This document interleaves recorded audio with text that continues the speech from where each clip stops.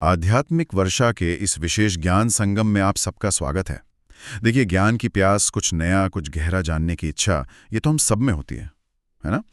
पर सवाल ये है कि वो सच्चा गहरा ज्ञान जो जीवन को बदल दे, वो मिलता कैसे?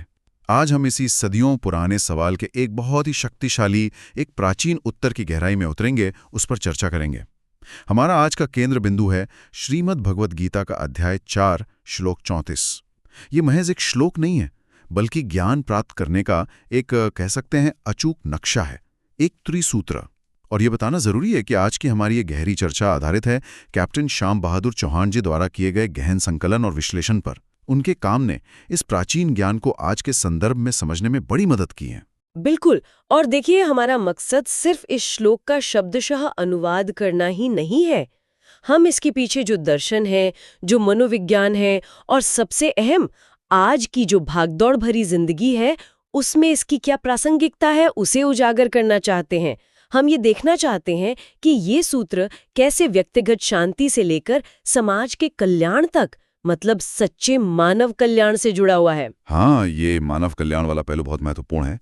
तो चलिए इस ज्ञान सागर में गोता बनाते हैं, देखते हैं कि यह श्लोक हमारे लिए आज के समय में क्या मायने रखता है। सबसे पहले सुनते हैं इस श्लोक को इसके मूल संस्कृत स्वरूप में। श्लोक इस प्रकार है: तद विद्धि प्रणिपातेन परिप्रश्नेन सेवया उपदेक्ष्यन्ति ते ज्ञानम ज्ञानिनस् तत्वदर्शिनः।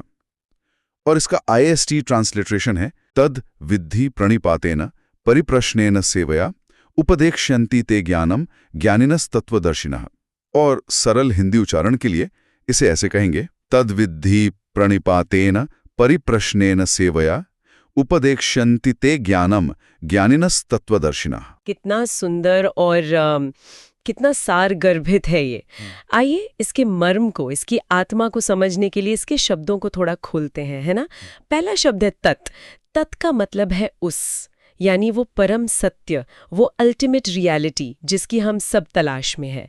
फिर है विद्धि, ये एक तरह की आज्ञा है, एक निर्देश, जानो या समझ लो। अच्छा, तो शुरुआत ही एक स्पष्ट लक्ष्य और निर्देश से हो रही है, उस परम सत्य को जानो। पर सवाल है कैसे? यहीं पर वो 3 स्तंभ आते हैं जिनका जिक्र आपने किया था, सही है? बिल्कुल। पहला और शायद सबसे महत्वपूर्ण स्तंभ है प्रणिपातेन। देखिए, प्र मतलब पूरी तरह से, नी मतलब नीचे, और पात यानी गिरना। तो शाब्दिक अर्थ हुआ पूरी तरह से झुक जाना, जैसे दंडवत प्रणाम करते हैं। लेकिन इसका गहरा भाव है पूर्ण समर्पण, विनम्रता। ये सिर्फ शरीर का झुकना नहीं है, ये है अपने अहंकार का, अपने ईगो का त्याग। ये मानना कि भाई मैं नहीं जानता और मैं सीखने को तैयार हूं। एक तरह से ज्ञान पाने के लिए अपने बर्तन को खाली करना। ये बहुत दिलचस्प बात कही आपने। मतलब ज्ञान पाने की पहली शर्त ही है अहंकार को साइड में रखना। अक्सर हम सोचते हैं कि अरे हमें तो बहुत पता है, और शायद यही चीज सीखने में सबसे बड़ी रुकावट बन जाती है। एकदम सही, बिल्कुल यही बात है। अच्छा, अब दूसरा स्तंभ है परिप्रश्नेन। परि मतलब चारों ओर से, पूरी तरह से, और प्रश्न मतलब सवाल। ये सिर्फ ऊपरी तौर पर पूछना या शक करना नहीं है। यह है सत्य को जानने की जो गहरी तड़प होती है ना, उससे निकले हुए सार्थक सवाल पूछना। क्यों, कैसे, इसके पीछे क्या है? ये सवाल सिर्फ जानकारी के लिए नहीं होते, बल्कि समझ बढ़ाने के लिए होते हैं। एक तरह की एक्टिव इंक्वायरी जो दिमाग को खुला रखती है। मतलब सिर्फ विनम्र होना काफी नहीं है, सवाल पूछने की हिम्मत भी चाहिए, और ये समझ भी कि सही सवाल क्या है। हाँ, और फिर आता है तीसरा स्तंभ सेवा, यानी सेवा भाव से, निस्वार्थ सेवा के द्वारा। अब ये गुरु की सेवा हो सकती है, या उस ज्ञान के क्षेत्र की सेवा, या बड़े फलक पर देखें तो मानवता की सेवा। जब हम बिना किसी स्वार्थ के, बदले में कुछ पाने की इच्छा के बिना सेवा करते हैं, तो हमारा मन शुद्ध होता है, चित्त निर्मल होता है। इससे हमारे अंदर कृतज्ञता और समर्पण का भाव और भी गहरा होता है, और ये हमें ज्ञान ग्रहण करने के लिए ज्यादा योग्य बनाता है। तो ये 3 चीजें हो गईं: समर्पण, अहंकार का त्याग, सच्ची जिज्ञासा, गहन प्रश्न पूछना, और निस्वार्थ सेवा। और फिर श्लोक का अगला हिस्सा कहता है उपदेक्ष्यन्ति ते ज्ञानम ज्ञानिनस् तत्वदर्शिनः। इसका क्या अर्थ हुआ? तत्वदर्शिना है। तत्वदर्शी मतलब जिन्होंने स्वयं उस तत्व का, उस परम सत्य का साक्षात्कार कर लिया है, जिन्होंने उसे देखा है, अनुभव किया है। वे ज्ञानीजन तुम्हें उस ज्ञानम का उपदेक्ष्यन्ति यानी उपदेश देंगे, उसे समझाएंगे। देखिए, यहाँ तत्वदर्शी शब्द बहुत महत्वपूर्ण है। ये वो गुरु हैं जो सिर्फ किताबी ज्ञानी नहीं है, बल्कि अनुभवी हैं, रियलाइज्ड सोल्स। अच्छा, तो मतलब अगर हम इन तीनों गुणों के साथ समर्पण, जिज्ञासा और सेवा किसी ऐसे तत्वदर्शी गुरु के पास जाएं, तो वे हमें वो परम ज्ञान दे सकते हैं। तो इसका सरल हिंदी में मतलब कुछ ऐसा हुआ कि उस परम तत्व को तुम पूर्ण समर्पण, गहरी जिज्ञासा वाले सवालों और सेवा के द्वारा जानो। वे तत्व को जानने वाले ज्ञानी तुम्हें उस ज्ञान का उपदेश देंगे। बिल्कुल सही। और यहीं इसका गहरा दार्शनिक भाव छुपा है। ये सिर्फ इंफॉर्मेशन गैदरिंग नहीं है, ये एक ट्रांसफॉर्मेशनल प्रोसेस है, एक पूरी प्रक्रिया है। ये भारत की जो महान गुरु शिष्य परंपरा है उसका आधार है। सच्चा ज्ञान केवल सूचना नहीं है, वो अनुभव से आता है, और वो अनुभव एक योग्य गुरु के मार्गदर्शन और शिष्य के इन 3 गुणों के मेल से ही संभव हो पाता है। ये अहंकार को गलाता है, बुद्धि को तेज करता है और हृदय को शुद्ध करता है। मुझे लगता है, और आपने इशारा भी किया, कि ये सिर्फ आध्यात्मिक ज्ञान तक ही सीमित नहीं है। इसे तो हम जीवन के किसी भी क्षेत्र में कुछ भी सीखने पर लागू कर सकते हैं, है ना?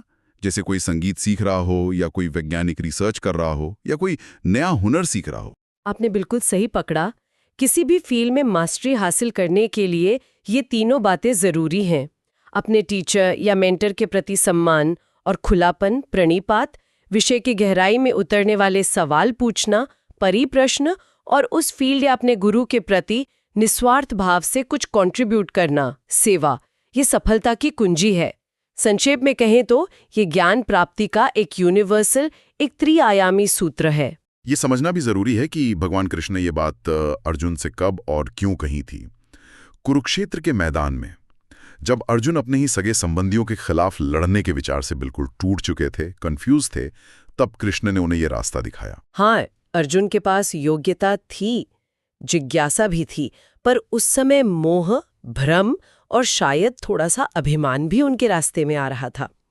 कृष्ण का ये उपदेश एक तरह से अर्जुन के मन को शांत करने, उनके अहंकार को कम करने और ज्ञान ग्रहण करने के लिए तैयार करने का एक तरीका था। प्रणिपात से मोह और अहंकार कम होता, परिप्रश्न से भ्रम दूर होता, और सेवा से कर्म के प्रति निष्ठा और फोकस बढ़ता। आज भी तो हम सब कहीं ना कहीं अर्जुन जैसी स्थिति में होते ही हैं। इतनी सारी जानकारी है, इतने सारे विकल्प हैं, करियर, रिश्ते, जीवन का उद्देश्य क्या है, इन सब में उलझन महसूस होती है। ऐसे में एक भरोसेमंद मार्गदर्शक, एक मेंटर या गुरु की जरूरत तो शायद आज पहले से भी ज्यादा है। कोई ऐसा जिसके सामने हम बिना झिझक अपनी कमी मान सकें, प्रणिपात, अपने गहरे सवाल पूछ सकें, परिप्रश्न, और जिसके अनुभव से सीखने के लिए हम सेवा भाव रख सकें। निश्चित रूप से। और ये देखना भी बहुत दिलचस्प है कि कैसे अलग अलग महान विचारकों ने, संतों ने इस एक ही श्लोक को अपने अपने नजरिए से देखा और समझाया है। जैसे आदि शंकराचार्य इसे मुख्य रूप से आत्मज्ञान या ब्रह्म ज्ञान का साधन मानते हैं, जहां समर्पण का अर्थ है अहंकार का पूरी तरह से नाश। वहीं स्वामी विवेकानंद इसे चरित्र निर्माण का मंत्र कहते हैं। उनके अनुसार ये तीनों गुण मिलकर एक ऐसा मजबूत और ग्रहणशील चरित्र बनाते हैं जो किसी भी ज्ञान को धारण करने में सक्षम हो। रामानुजाचार्य या मध्वाचार्य ने भी इस पर कुछ कहा होगा? हाँ, रामानुजाचार्य इसे भक्ति मार्ग से जोड़ते हैं, ईश्वर के प्रति समर्पण पर जोर देते हैं। मध्वाचार्य गुरु की अनिवार्यता पर बल देते हैं। संत ज्ञानेश्वर हृदय की पवित्रता, बुद्धि की जागृति और कर्म की शुद्धि की बात करते हैं। स्वामी चिन्मयानंद इसे उत्तम छात्र बनने का सूत्र कहते हैं। तो देखिए, दृष्टि अलग अलग है पर सार वही है। ये वाकई अद्भुत है कि एक ही सूत्र में इतनी गहराई है, इतने आयाम हैं। ये सिर्फ दर्शन नहीं बल्कि पर्सनालिटी डेवलपमेंट से भी जुड़ा है। क्या आज का विज्ञान, मॉडर्न साइंस इन प्राचीन विचारों के बारे में कुछ कहता है? क्या कोई तालमेल है? हाँ, ये और भी रोचक बात है। आप देखेंगे कि आधुनिक विज्ञान शायद अनजाने में ही इन सिद्धांतों की पुष्टि करता हुआ सा लगता है। जैसे न्यूरोसाइंस में स्टडीज बताती हैं कि विनम्रता, ध्यान या निस्वार्थ सेवा जैसी एक्टिविटीज तनाव हार्मोन जैसे कोर्टिसोल को कम कर सकती हैं। और जब तनाव कम होता है तो हमारा मस्तिष्क सीखने के लिए ज्यादा खुला, ज्यादा रिसेप्टिव हो जाता है। शायद डोपामाइन और सेरोटोनिन जैसे न्यूरोट्रांसमीटर्स जो सीखने और खुशी से जुड़े हैं वो भी इसमें रोल प्ले करते हों। तो प्रणिपात और सेवा वाकई हमारे दिमाग को सीखने के लिए तैयार करते हैं। वाह, कमाल है। मतलब झुकने में सचमुच ताकत है। और जिज्ञासा यानी परिप्रश्न के बारे में विज्ञान क्या कहता है? मनोविज्ञान कहता है कि जिज्ञासा, क्यूरियोसिटी, वो एक्टिव लर्निंग की जननी है। जब हम सवाल पूछते हैं तो हम सिर्फ जानकारी पैसिवली लेते नहीं, बल्कि उसे प्रोसेस करते हैं, कनेक्शंस बनाते हैं। ये हमारी सोचने समझने की क्षमता, कॉग्निटिव डेवलपमेंट को बढ़ाता है और एक ग्रोथ माइंडसेट विकसित करता है। ये विश्वास कि हाँ, हम सीख सकते हैं और बेहतर बन सकते हैं। सही है। और सेवा, निस्वार्थ भाव से कुछ करने का, इसका भी कोई वैज्ञानिक आधार मिलता है? कुछ स्टडीज इस तरफ इशारा करती हैं कि परोपकार, अल्ट्रुइज्म और सेवा भाव हमारे इम्यून सिस्टम को बेहतर कर सकते हैं और शायद दिल की बीमारियों का खतरा भी कम करते हैं।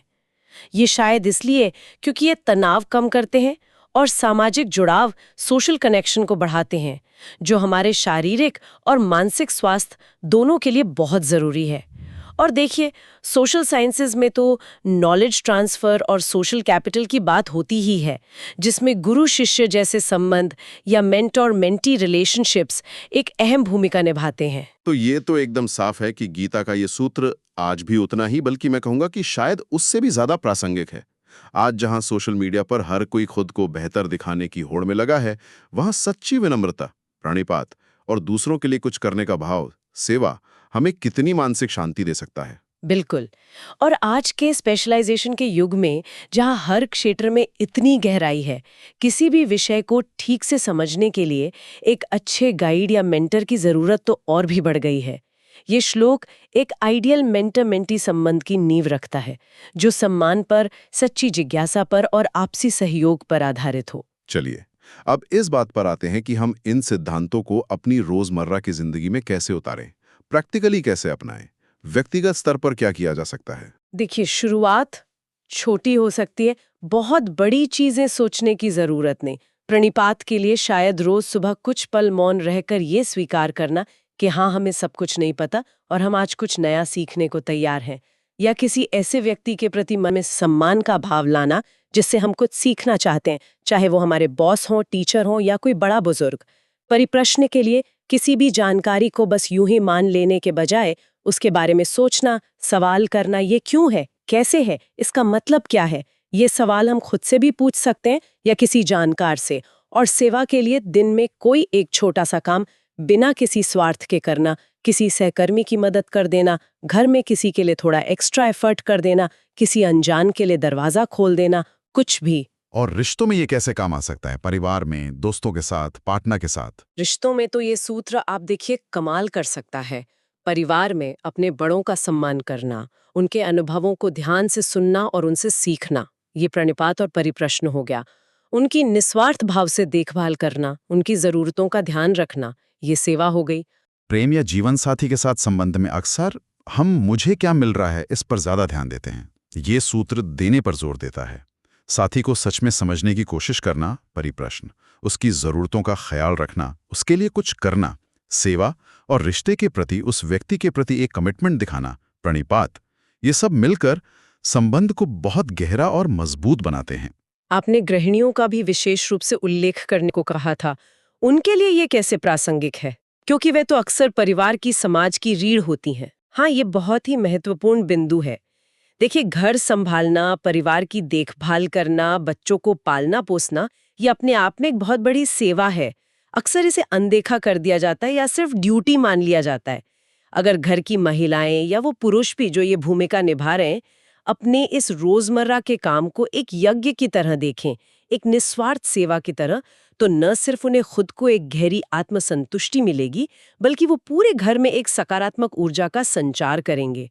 वही तो है जो अपने बच्चों में विनम्रता, प्रणिपात और सीखने की ललक, सवाल पूछने की हिम्मत, परिप्रश्न के संस्कार डाल सकती हैं। वे सचमुच में मूल्यों को एक पीढ़ी से दूसरी पीढ़ी तक पहुंचाने वाली पहली और सबसे महत्वपूर्ण गुरु हैं। उनके इस सेवा भाव को, इस योगदान को पहचानना और सम्मान देना समाज के लिए भी बेहद जरूरी है। ये मानव कल्याण का एक अहम हिस्सा है। बहुत खूब कहा आपने। ये पर्सपेक्टिव बहुत जरूरी है। और कामकाज की जगह पर, मतलब प्रोफेशनल लाइफ में, ये सिद्धांत कैसे लागू होते हैं? वहाँ भी बिल्कुल यही सिद्धांत लागू होते हैं। अपने सीनियर्स या अनुभवी सहकर्मियों का सम्मान करना, उनसे सीखने के लिए हमेशा तैयार रहना, ये हुआ प्रणिपात। अपने काम या अपनी इंडस्ट्री के बारे में हमेशा नई बातें जानने की उत्सुकता रखना, सवाल पूछना, गहराई में जाना, ये हुआ परिप्रश्न। अपनी टीम की मदद करना, दूसरों को आगे बढ़ाने में सहयोग करना, बिना सिर्फ अपना क्रेडिट सोचे काम करना, ये हुई सेव्या। ये गुण न सिर्फ आपको एक अच्छा टीम प्लेयर बनाते हैं, बल्कि ये अच्छी लीडरशिप की नींव भी रखते हैं। शायद इसीलिए युवाओं के लिए अक्सर कहा जाता है कि एक अच्छा मेंटोर ढूंढो और फिर इन 3 गुणों के साथ उनसे जुड़ो, तुम्हारा विकास तेजी से होगा। इसको और सरल बनाने के लिए हम इसे एक फॉर्मूले की तरह भी देख सकते हैं, खासकर युवाओं के लिए। आपने भी शायद सुना हो 3 C's। 1 कमिटमेंट यानी समर्पण, प्रतिबद्धता, जो प्रणिपात से जुड़ा है। 2 क्यूरियोसिटी यानी जिज्ञासा, जो परिप्रश्न से जुड़ा है। 3 कंट्रीब्यूशन यानी योगदान, सेवा, जो सेवया से जुड़ा है। ये याद रखने में काफी आसान है ना? हाँ बिल्कुल, ये इसे याद रखने का एक अच्छा प्रैक्टिकल तरीका है। Commitment, curiosity, contribution. तो आज हमने भगवत गीता के अध्याय 4 श्लोक 34 की गहराइयों को छूने की एक कोशिश की।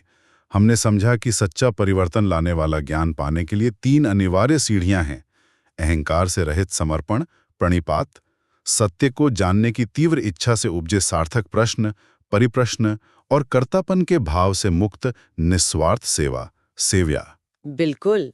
और ये समझना बहुत महत्वपूर्ण है कि इन सिद्धांतों को अपनाने का असर सिर्फ हमारे ज्ञान तक सीमित नहीं रहता। ये हमारे पूरे व्यक्तित्व को, हमारे सोचने के तरीके को, हमारे रिश्तों को और आखिरकार हमारे समाज को सकारात्मक रूप से प्रभावित करने की जबरदस्त क्षमता रखते हैं। जब हम विनम्रता, जिज्ञासा और सेवा भाव से जीते हैं तो आप देखेंगे कि आत्मविश्वास बढ़ता है, मन शांत रहता है, रिश्तों में गहराई आती है, आपसी सम्मान और सहयोग बढ़ता है। ये सचमुच व्यक्ति और समाज दोनों के कल्याण का, सही मायनों में मानव कल्याण का मार्ग प्रशस्त करता है। और इस गहन और प्रेरणादायक विश्लेषण के अद्भुत संकलन के लिए हम एक बार फिर कैप्टन श्याम बहादुर चौहान जी का हृदय से आभार व्यक्त करते हैं। उनका प्रयास है कि ये कालातीत ज्ञान सभी के कल्याण हेतु सुलभ हो सके। अंत में सभी सुनने वालों के लिए एक विचार बिंदु छोड़ना चाहूंगी। हमने ज्ञान प्राप्ति के इन 3 स्तंभों की बात की: समर्पण, जिज्ञासा और सेवा। जरा सोचिएगा, इन तीनों में संतुलन कैसे साधा जाए? क्या ऐसा हो सकता है कि किसी एक पर अत्यधिक जोर देने से दूसरे स्तंभ कमजोर पड़ जाएं? ज्ञान प्राप्ति की इस यात्रा में इनका आदर्श संतुलन क्या हो सकता है? इस पर मनन कीजिएगा। शायद इसी मनन में कोई नया द्वार खुल जाए।